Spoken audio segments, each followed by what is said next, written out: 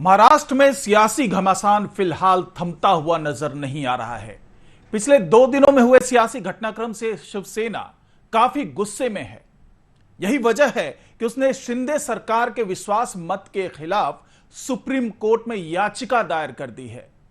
इस याचिका पर सुनवाई करते हुए सुप्रीम कोर्ट ने यह साफ कर दिया कि इस मामले की सुनवाई भी 11 जुलाई को ही होगी।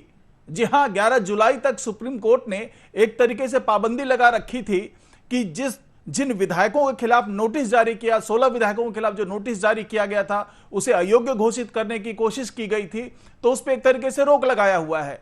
और कल जिस तरीके से शपथ ग्रहण हुआ और शिंदे सरकार अब महाराष्ट्र में बन चुकी है, इससे बौखलाई हुई शिवसेना ने अब एक बार फिर याचिका डाली हुई थी सुप्रीम कोर्ट में। उन्होंने मांग की थी कि जो अयोग्य विधायक हैं उन पर कार्रवाई हो।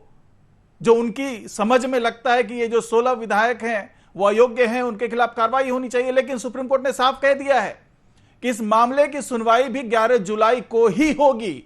लेकिन कोर्ट के इस कदम से शिवसेना के वकील कपिल सिब्बल बुरी तरह से भड़क गए।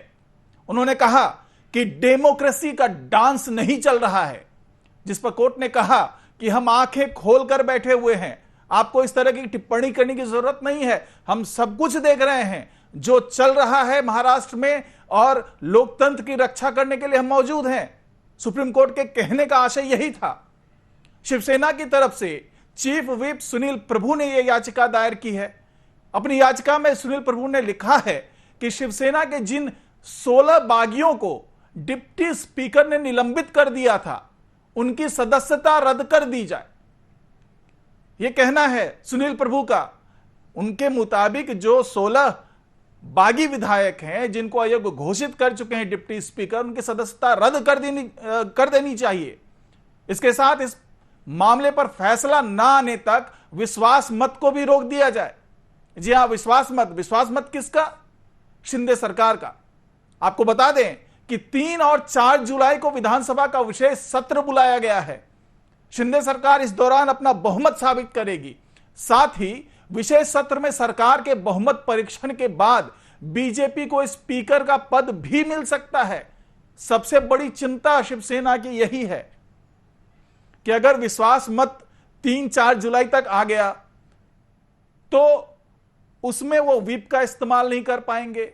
उससे पहले जो तमाम बागी विधायक हैं उसको अयोग्य घोषित नहीं कर पाएंगे, क्योंकि सुप्रीम कोर्ट ने रोक लगाई हुई है कि 11 जुलाई तक आप कोई कार्रवाई नहीं कर सकते विधायकों के खिलाफ। अगर 3 और 4 जुलाई को विश्वास मत प्राप्त कर लेती है सरकार तो यह लंबी चलेगी। फिर दोबारा विश्वास प्रस्ताव लाने के लिए विधानसभा सत्र आयोजित होगा, तभी ला सकते हैं।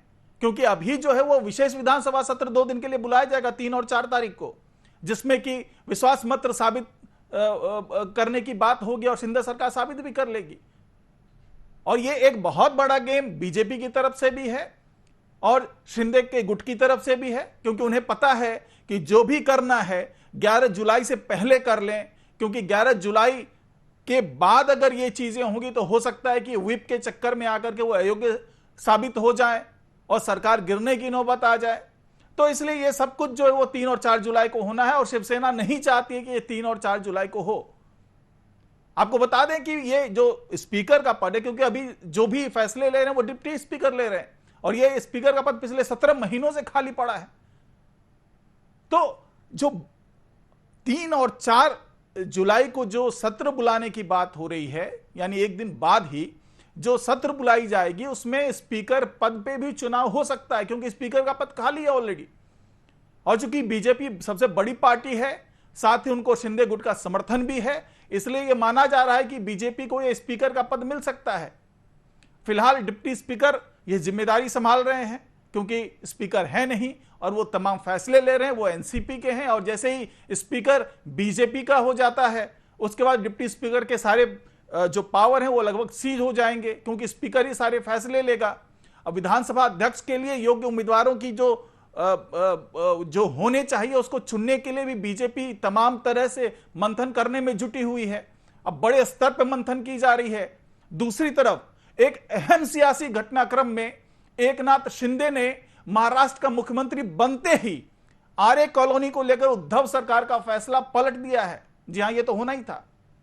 जो तमाम फैसले लिए गए थे, आपाधापी में फैसले लिए गए थे, जो 21 जून को बगावत हुई थी उसके बाद जो तमाम फैसले लिए गए थे उस पर राज्यपाल ने भी रोक लगाई थी और वो फाइल मंगवाई थी अपने पास।